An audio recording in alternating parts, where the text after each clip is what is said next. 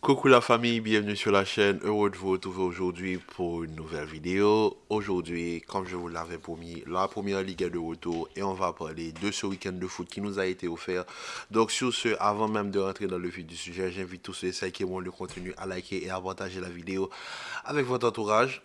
Sur ce, revenons sur ce week-end de foot qui nous a été offert et franchement, la course au titre s'annonce très intéressante cette saison en Première Ligue parce que cette saison, on a Arsenal premier à 64 points, Liverpool deuxième à 64 points, Arsenal est devant pour la différence de but, et ensuite City qui est derrière à 63 points si je ne me trompe pas.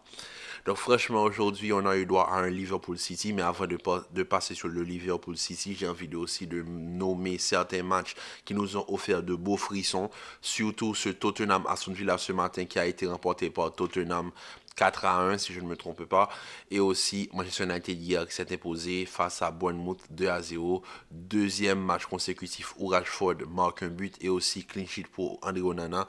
Manchester United qui fait le travail, franchement il n'y a rien à dire, donc félicitations à cette équipe de Manchester United qui continue quand même à la course européenne, donc on leur souhaite toutes les bonnes choses, mais bon, ils ne sont pas dans la course au titre cette saison. La course au titre se dispute cette saison entre trois équipes, Arsenal, Liverpool et Manchester City, et franchement on va pas se mentir, cette course est très intéressante. Hier, Arsenal qui s'est imposé face à Brentford, un match très serré 2-1. Le but salvateur de Kai Havertz qui franchement d'une superbe tête vient délivrer les Gunners et leur place à la tête de la Première Ligue.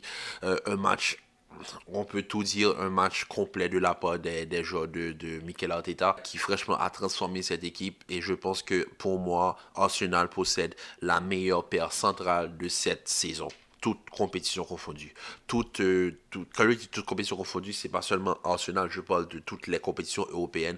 Pour moi, Arsenal a la meilleure paire, la paire la plus complémentaire et la plus solide de toutes les équipes que j'ai vues pour le moment cette saison. Gabriel et William Saliba, pour moi, c'est vraiment un poulet. C'est délicieux à voir jouer. Les deux sont très complémentaires. Gabriel qui, pour moi, fait la meilleure saison de sa carrière. Il est très, très présent, très, très important pour cette équipe d'Arsenal. William Saliba qui, lui, apporte par son intelligence et sa capacité à couvrir par la vitesse, franchement, les attaquants très véloces. On va pas se mentir, Arsenal possède l'une des meilleures paires défensives de cette saison. Ben White qui a franchement épaté hier, franchement, double passeur décisif, il n'y a rien à dire. Il a vraiment été très important. Et pour moi, le joueur qui vraiment sort du lot à Arsenal, pour moi, qui s'impose en tant que le second meilleur numéro 6 du football actuellement, pardon, c'est Declan Rice. Declan Rice, son intégration dans cette équipe d'Arsenal a été plus que éclair, et aussi la capacité à être aussi important dans l'équipe, la stabilité qu'il apporte et la paire complémentaire qu'il arrive à faire avec Jorginho apporte énormément de sérénité à cette équipe d'Arsenal, et franchement, ils ont du matériel, et cette année on sent que Arsenal ils sont vraiment plus concentrés que l'année dernière, où l'année dernière ils étaient un petit peu sur les nuages, mais là cette équipe maintenant a de l'expérience, ils savent que c'est le moment le plus clutch de la saison, qu'il faut pas perdre, il y aura une trêve internationale, il faut se gérer, et franchement Arsenal s'est géré hier face à Brentford, ils ont mis l'intensité, ils sont allés chercher ce match, parce qu'on va pas se mentir, Brentford hier, ce match a été sur haute intensité. Brentford, ils ont poussé, mais Arsenal a su gérer. Et aussi grâce à Aaron Ramsdale hier, qui a finalement joué un match. Et Aaron Ramsdale, même si en première mi-temps, il a fait des erreurs, en deuxième mi-temps, il les a bien sauvés.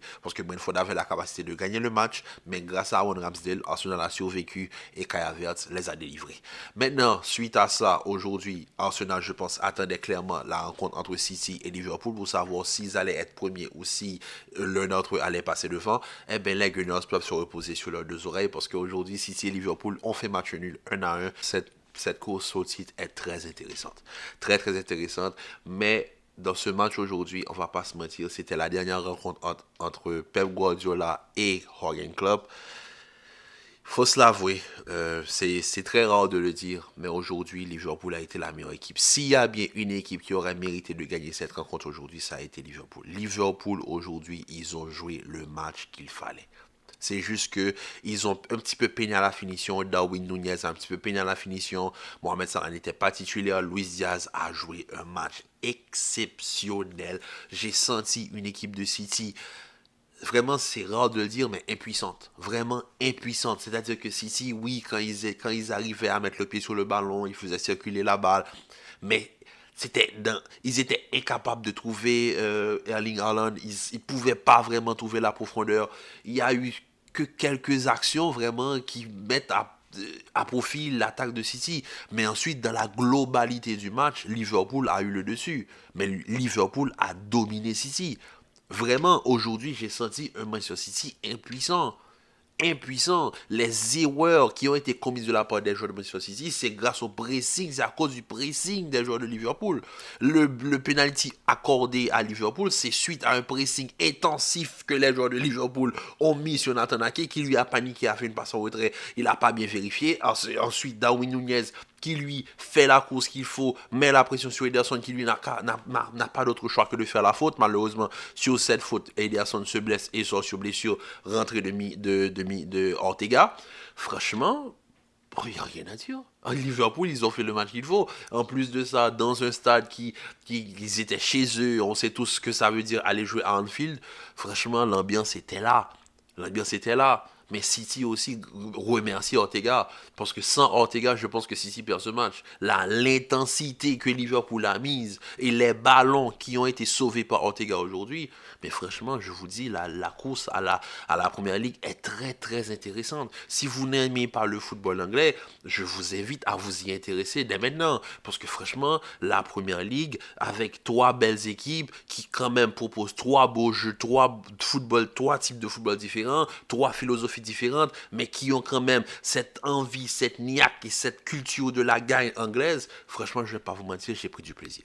J'ai pris du plaisir. Demain à Chelsea Newcastle, je suis sûr que Chelsea Newcastle va être un beau match, comme Tottenham ce matin face à Aston Villa, comme Manchester United hier face à Bournemouth, comme Arsenal face à Brentford. Franchement, ça a été un bon week-end de football en première ligue.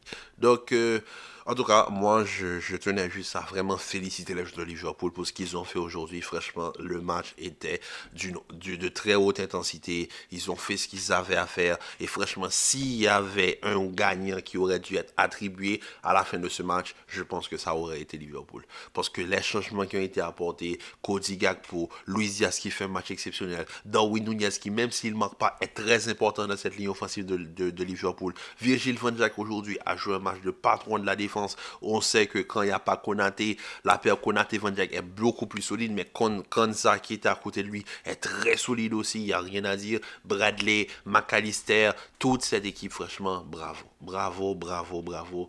Vous auriez mérité de gagner, mais bon, on sait tous qu'en première ligue, si tu peux mériter, si tu ne fais pas ce qu'il faut, tant pis pour toi. En tout cas, que la famille, on se dit à tout à l'heure pour le match Real Madrid-Celta Vigo. Donc, je vous invite à liker, à partager la vidéo.